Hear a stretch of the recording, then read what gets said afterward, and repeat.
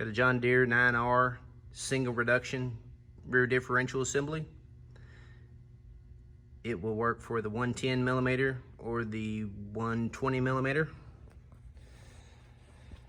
It has 14 ring gear bolts, so it still will work for the 18. You just won't use 4 because this has the heavy duty 18 bolt ring gear in it, which is the main difference in the 120 axle. So this differential here, we've had it apart, come off a low wire machine, but we went ahead and took it apart, checked everything out, everything's spec'd.